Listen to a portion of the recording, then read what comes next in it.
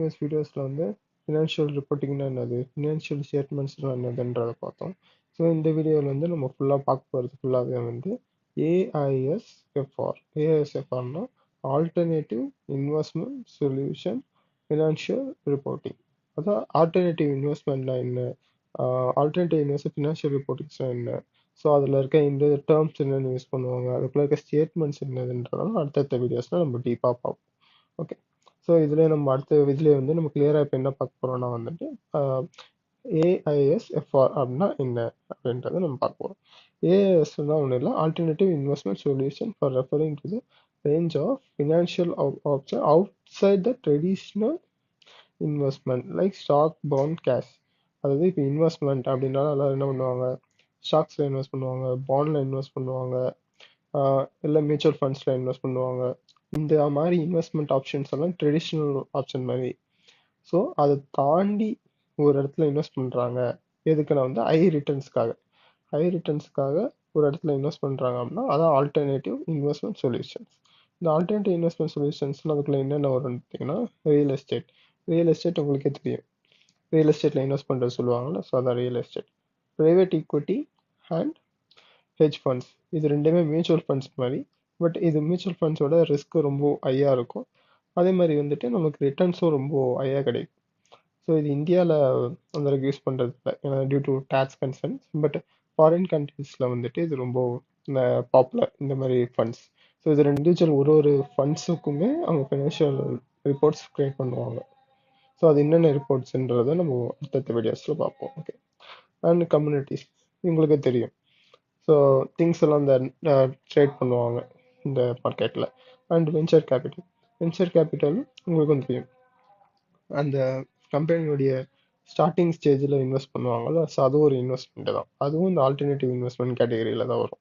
And private டெப்ட்ஸ்னால் யாருக்காவது இந்த சின்ன லோன்ஸ் மாதிரி கொடுப்பாங்க, ஸோ அந்த லோன்ஸ் மாதிரி கொடுத்து அதுவும் இன்வெஸ்ட்மெண்ட் தான், அவங்க ரிட்டர்ன்ஸ் கிடைக்கும், அது மூலயமா அவங்க இன்ட்ரெஸ்ட் கொடுப்பாங்க, ஸோ அது மூலிமா அவங்க கம்பெனி டெவலப் ஆகும், ஸோ அதில் வந்து ப்ரைவேட் டெப்ட்ஸ். ஓகே, அடுத்து இப்போ நம்ம ஆல்டர்னேட்டிவ் இன்வெஸ்ட்மெண்ட் இதில் பார்த்தீங்கன்னா சில கேட்டகரிஸ் இருக்குது. பிஇ இந்த மாதிரி விஷயம். பிஇன்னா ஒன்றும் இல்லை, ஸோ இது வந்து ஷார்ட்டாக வந்து பிஇன்னு சொல்லுவாங்க, private equity funds. Okay, private equity ஃபண்ட்ஸில் மேக்ஸிமம் வர்றதுனால வந்து இந்த எல்பிஜிபி கான்செப்ட் வரும். எல்பிஜிபி கான்செப்ட்னால வந்துட்டு எல்பினா வந்துட்டு இந்த ஜிபி. ஓகே, இந்த எல்பின்னு இருந்தாலும் லிமிடெட் பார்ட்னர் யாரெல்லாம் இந்த ப்ரைவேட் ஈக்விட்டி ஃபண்டில் இன்வெஸ்ட் பண்ணுறாங்களோ அவங்களாம் வந்துட்டு எல்பி. இவங்க வந்து இந்த டிசிஷன் மேக்கிங் இதில் வந்து இன்வால்வ் ஆக மாட்டாங்க, ஜஸ்ட் அவங்க காசு பே பண்ணிடுவாங்க, அவங்களுக்கு தேவையான ரிட்டர்ன் மியூச்சுவல் ஃபண்ட் எஃப்டிலலாம் இத்தனை பர்சன்டேஜ் ரிட்டர்ன், ஸோ அந்த ரிட்டர்ன் பேஸ் பண்ணி அவங்களுக்கு காசு மட்டும் வரும், ஜஸ்ட் இன்வெஸ்ட் பண்ணுவாங்க, அவங்களுக்கு ப்ராஃபிட்டில் அந்த ஷேர் மட்டும் கிடைக்கும், அவ்வளோதான். அதே வந்து இப்போ ஜிபி பார்த்தீங்கன்னா வந்து ஜிபி தான் இந்த டிசிஷன் மேக்கிங் எடுக்கிறவங்க, அவங்க தான் அந்த ஃபண்டை லான்ச் பண்ணுறது அந்த ப்ரைவேட் ஈக்விட்டி ஃபண்டை லான்ச் பண்ணி இன்வெஸ்ட் பண்ணுங்கன்னு சொல்லி மார்க்கெட்டிங் பண்ணுறாங்க, ஸோ அவங்கள தான் ஜிபி, அந்த ஓனர் ஆஃப் த ஃபண்ட் அவங்க தான் ஜிபி, அவங்க தான் மேனேஜ்மெண்ட் டிசிஷன்ஸ் எல்லாம் அவங்க தான் வந்து மேக் பண்ணுவாங்க, அவங்க தான் மேனேஜிங் பார்ட்னர், அவங்க தான் ஃபுல்லாக மேனேஜ்மெண்ட் பண்ணுவாங்க, இவங்க வந்து மேனேஜ் பண்ண மாட்டாங்க, ஜஸ்ட் இன்வெஸ்ட் பண்ணுறதோட சரி, இவங்களோட ரோல் ஆயிரும், லாஸ்ட்டில் அவங்க தேவையான ரிட்டர்ன்ஸ் மட்டும் எடுத்துப்பாங்க. பட் ஃபுல்லாகவே வந்துட்டு அவங்க இன்வெஸ்ட் பண்ணாலும் பண்ணலாம், பண்ணாமல் இருந்தாலும் ஓகே, பட் ஜஸ்ட் வந்து அவங்க ஃபுல்லாக மேனேஜ்மெண்ட் இதெல்லாம் பண்ணுவாங்க, ஸோ அதுக்கு அவங்களுக்கு வந்து மேனேஜ்மெண்ட் ஃபீன்றது ஒன்று கிடைக்கும், அவங்களுக்கு ஒரு சேலரி மாதிரி மேனேஜ்மெண்ட் ஃபீன்றது ஒன்று கிடைக்கும். அதே எத்தனை பர்சன்ட் மேனேஜ்மெண்ட் ஃபீ, எத்தனை பர்சன்டேஜ் வந்துட்டு கேரிட் இன்ட்ரெஸ்ட், அதெல்லாம் உங்களோட இந்த அக்ரிமெண்ட்ல சைன் பண்ணிடலாம். இதோ அடுத்ததுல பார்த்தீங்கன்னா இந்த கேரிட் இன்ட்ரெஸ்ட் என்னது அப்படின்றது தனியாக பார்த்தோம்னா அது வந்து இவங்க தான் கொடுப்பாங்க, ஜிபிக்கு தான் கொடுப்பாங்க. யார் கொடுப்பான்னு பார்த்தீங்கன்னா எல்பி வந்துட்டு ஜிபிக்கு கொடுப்பாங்க. எதுக்கு, நல்லா இது கொடுத்தாங்க, ஃபண்டு நல்லா ரிட்டர்ன் கொடுத்துச்சு அப்படின்னா வந்துட்டு அவங்களுக்கு அந்த ஒரு இதுக்கு ஒரு இன்சென்டிவ் மாதிரி கொடுப்பாங்க. ஓகே, அதே மேனேஜ்மெண்ட் ஃபீ வந்து நல்லா பெர்ஃபார்ம் பண்ணுதோ இல்லையோ அது ஒரு சேலரி, ஸோ சேலரி மாதிரி வந்துட்டு அதை கொடுக்கணும். ஸோ அது வந்து இவங்களோட ஃபண்டை எடுத்து அவங்க இன்வெஸ்ட் பண்ணுறாங்கல்ல, ஸோ அதுக்கான சேலரி தான் வந்துட்டு மேனேஜ்மெண்ட் ஃபீ. ஓகே, இதுவும் வந்து ஜிபி தான், எல்பி தான் ஜிபி கொடுப்பாங்க. ஓகே, இது ஒரு சேலரி மாதிரி, ஸோ ஈஸியாக நான் வச்சுக்கணும், இது நீங்கள் சேலரின்னு வச்சுக்கோங்க, இதை நீங்கள் வந்து இன்சென்டிவ்னு நான் வச்சுக்கோங்க. அது கமிட்மெண்ட்னா இப்போ ஒரு இன்வெஸ்டர் இருக்காங்க, ஒரு அதான் இன்வெஸ்டர்னா யார் நம்மளுக்கு இதுலன்னா எல்பி, இந்த எல்பி வந்து ஒரு அமௌண்ட் சொல்லுவாங்கல்ல, நான் வந்து 1 கோடி இன்வெஸ்ட் பண்றேன் இந்த ஃபண்டில் அப்படின்னு சொல்லுவாங்க. இல்லை 2 கோடி இன்வெஸ்ட் பண்றேன், 10 கோடி இன்வெஸ்ட் பண்றேன் அப்படின்னு சொல்லுவாங்க. இப்போ நீங்க ஈஸியாக மியூச்சுவல் ஃபண்ட்ஸ்ல எடுத்துக்கோங்க. மியூச்சுவல் ஃபண்ட்ஸ்ல சும்மா சொல்றாங்க, உங்களுக்கு ஈஸியாக சொல்றேன்.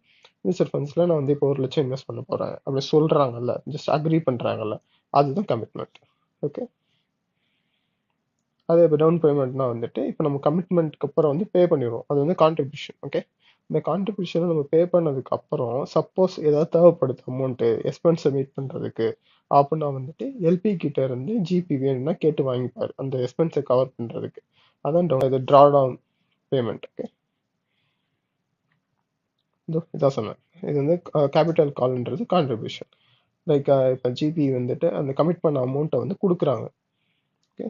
இந்த formal request by the GP to LP. LP கிட்ட இருந்து ஜிபி வந்துட்டு ஃபார்மலாக ரெக்வஸ்ட் பண்ணி அந்த கேபிட்டல் அமௌண்ட்டை வந்து வாங்குவாங்க. ஓகே.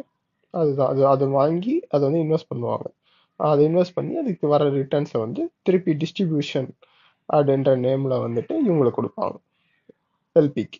கொஞ்சம் கொஞ்சமாக வந்து டிஸ்ட்ரிபியூட் பண்ணுவாங்க. யாருக்கு நான் வந்துட்டு கொடுத்த அந்த எல்பிக்கே வந்து ஜிபி டிஸ்ட்ரிபியூட் பண்ணுவார். ஸோ அதான் கான்செப்ட். அவ்வளோதான். ஸோ இதுதான் ஒரு basic overview of financial reporting and AIS financial reporting. இதில் ஏதாவது டவுட்ஸ் இருக்குது, இல்லை ஏதாவது ஒரு ஸ்பெசிஃபிக் டாபிக் வந்து டீட்டெயிலாக கவர் பண்ணணும் அப்படின்னு நினச்சிங்கன்னா கமெண்ட் செக்ஷனில் சொல்லுங்கள். அப்கமிங் வீடியோஸில் ஈச் அண்ட் எவ்ரி ஸ்டேட்மெண்ட்ஸை இண்டிவிஜுவல்ஸாக பார்ப்போம்.